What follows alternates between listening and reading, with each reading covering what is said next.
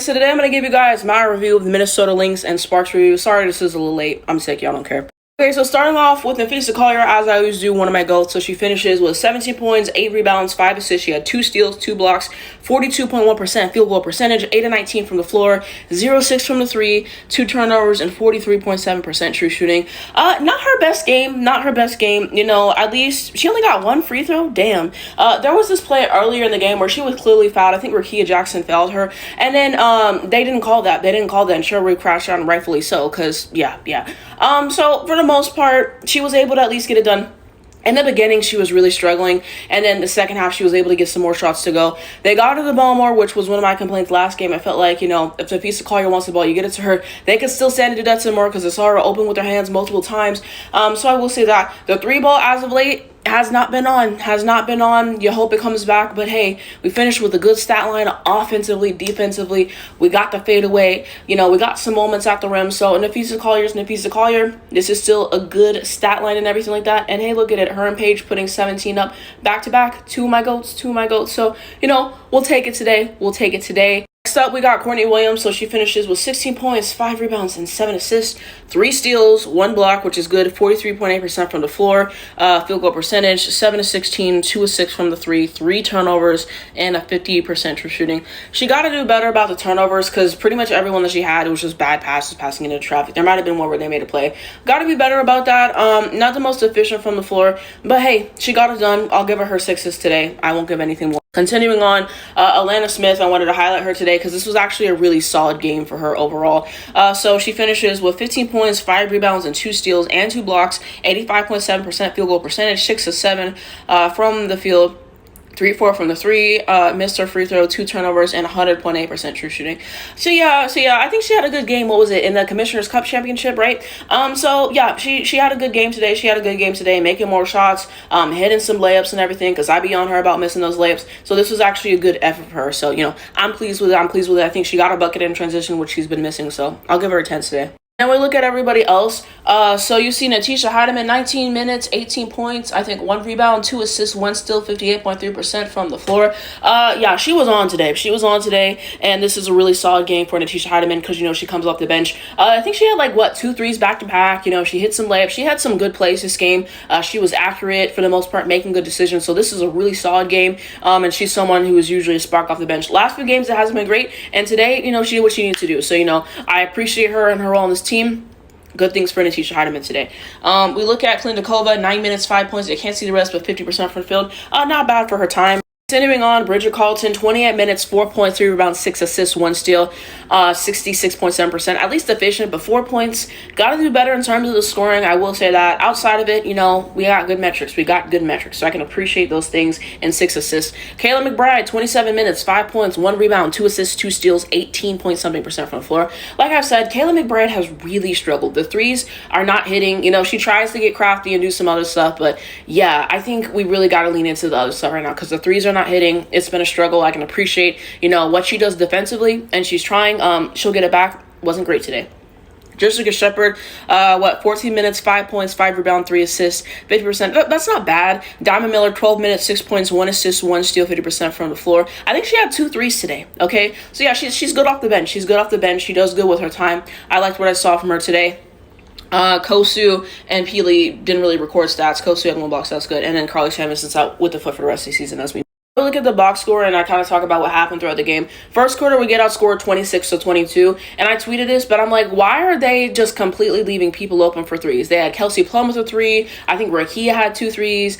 They were just leaving everyone open for 3, and that's not the Minnesota Lynx that I know defensively, so I thought that was disappointing, the defense, you know, in the first quarter for the most part. I think towards the end, they probably tightened up, maybe in the first quarter, maybe in the second quarter. But second quarter, then on, they really tightened up. But that defense in the beginning, I was not pleased with that. You're giving them way too much open space. You're not getting there fast enough to contest, falling asleep on defensive assignments. And that's just not acceptable to me, especially for this team supposed to be the best defensive team in the league. So, you know, they eventually got it together. But Sparks in the first quarter were shooting well. You know, Kelsey Plum had some good moments. You know, everyone was getting involved. And then I think the Lynx, I think it was like a 5-0 run at first. And then the Sparks went on a huge run in the first quarter. And the Lynx could not shoot. Like, from the threes, it was bad. And just in general, shots weren't making in. Eventually, first quarter wasn't great. Second quarter, 28-14. Defense tightened up, was able to get some shots to go in that second quarter, and really throughout the game for the most part. Third quarter, 30-19. Fourth quarter, 11-29. They probably took their starters out, so I'm not really taking that seriously. Differential, you see that in biggest league. It's 27 lead in the third, I think, and then the Sparks had whatever lead they had in the first. I can't see. So you look at the runs, look at this. 18-2 run in the first quarter by the Sparks. Not good, not good. They cleaned it up, but that was very concerning in the beginning for me. 26-8 run by the Lynx in the second quarter, and then they had a 17-0 run of the Sparks in the fourth quarter. And best player streaks, Natisha Heidemann with 5 and Julie Van Loo with 6. Continuing on, we look at head-to-head metrics now. So from the field, they were 38 of 80, 47.5%. So being able to get 80 shots off is awfully impressive, so it's probably really good in terms of the rebounding. I'd have to look at that. Sparks 29 of 58, so 50%. That ain't bad. That ain't bad and everything. I will say that. And the defense, like I said, strengthened up, so they were forcing them to take hard shots and pass the ball and, pressuring them. There was this one play, I think they got down in transition, and Courtney Williams, someone else, they completely swarmed them, so they couldn't get the bucket off. So I thought that was a great moment of defense. And you look at from the three, they were better. Like I said in the beginning, they were shooting really well from the three. 13-27, 48.1%. We were not as good, 27%, but we made more threes in the last game. Like I said, Lynx, our best shooting team from three in the league. Actually, if you look at the statistics, normally good for about 10 to 12 from a game. So for the most part, it was right on track and everything. Sometimes you got to be better about with the location for the threes and the moments that they take it and the spacing. But yeah, also the spacing wasn't the best for the whole game, so you have to stand to be better. From the free throws, 11-12, and we were 5 of 6. Probably should have got some more free throws today. It is what it is. Turnovers, 22-10. So yeah, like I was saying, the defense tightened up, able to force them into some bad turnovers. Okay, and 22 turnovers in a game is crazy. I think they said the Sparks averaged 16, which is already a lot. But being able to force them into that, playing some great defense, getting some blocks and stuff like that, and just making it happen. So I love that for us. Rebounding 38-35, so, got slightly outmatched, actually. Could stand to do better crashing the boards. Assists 24-28, so pretty close. I think Kelsey Plum had 12 assists. That's insane. We'll talk about that later. Blocks 6-1. Defensive rebounds, we had 21. They had 27. Offensive rebounds 11-4, so did better at that. Points off turnovers 23-13. So being able to capitalize off that is good. And we continue on. So points in the paint, 30-44 is crazy.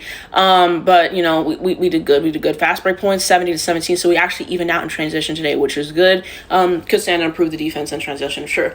Second chance points, 14-4. So being able to capitalize is huge. Steals, 13-7. Personal fouls, 11-15. Why do I think that the Lynx won this game? Everyone was able to have a more equal contribution. This is not Napheesa Collier's best game. She still was able to do a decent contribution with 17 points, but Courtney Williams had 16, Leigh Smith had 15, and Natisha Heidemann had 18. So that's huge off the bench. So I think that was a big story in it. The bench players really being able to come through because, like I said, McBride is kind of struggling at the moment. It was just a more complete effort, and it was a better effort in terms of making the extra pass and everything like that. Still some moments where there's a little bit of selfishness, sure. I think it was better from the last game. Sure, Cheryl Reeve got on her ass. This should have been a blowout, though, against the LA Sparks. This should have been a blowout. So I'm sure they'll watch the film and correct themselves. But I just think, offensively, we got more shots to bang in after the first quarter. Defensively, we locked in and did what we were supposed to do. It was a more complete team effort and better personnel. Of course, LA Sparks defense is not good. So I think those are all those things, able to have a lot less turnovers than them. So I think that's why, we come through the win. Look at the LA Sparks. Kelsey Plum finishes with 17 points, 3 rebounds, and 12 assists, which is insane. A double-double for Kelsey Plum. I love a guard double-double. I guess it just doesn't happen that often, but I think guard double-doubles are so fun. 2 steals, 57.1% field goal percentage, 4-7 from the floor. Damn, she only took 7 shots, 3 of 5 from the 3, 6 of 6, 5 turnovers, which, come on, man. 88.2% true shooting. I told you guys Kelsey Plum is one of my favorite players. For the most part, decent for her. I still do maintain that she is a free throw merchant because we see the 6 free throws. However, she was able to hit some good shots today. I like Kelsey Plum. A double-double is a double-double. I love that. Then we got Julie Van Loo. So this is actually a good game for her. 5 of 7 field goals, 5 of 7 from the 3, 15, 2, and 3, 71.4% field goal percentage, 2 turnovers, 107.1% true shooting. So a good game for her. We look at Rickea Jackson. Not her best, but this is still a very respectable stat line. 14, 3, and 1. She also had 1 steal. 40% field goal percentage. 4 of 10 from the floor. 2 of 5 from the 3. 4 of 4 free throws. 3 turnovers. 59.5% true shooting. I will say, Streets told me that they took away Rickea's mid-range jump shot. That's something that she always does. As a Paige Beckers fan, that horrifies me. Coach gotta go. Why are you taking that away for threes? She hit some threes this game, but the midi should stay. It should stay always. I'm a firm believer in that. But not a bad stat line for her, honestly. She had some good plays in this game, and I think she's fun to watch. De'Erica Hamby. I mean, this is a fine stat line: 12 points, 7 rebounds, 2 assists, 1 steal. 54.5% field goal percentage, 6 of 11 from the floor, 0 of 1 from the 3. 4 turnovers. Chow. Not a bad stat line, but 4 turnovers. It's not great. Why did the Sparks lose this game? To keep it simple, they really couldn't continue that momentum that they had in the first quarter with the scoring.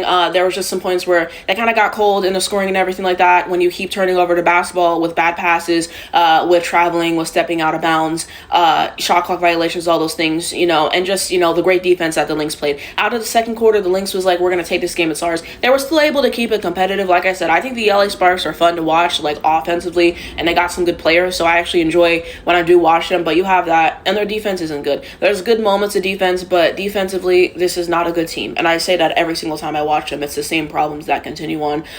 So I think it's those things. I think, the Lynx are just better team, better personnel. We're able to close out the game in the way that the Sparks wouldn't. The Sparks need a new coach, no shade, but it was fun to watch. Let me know what you think below.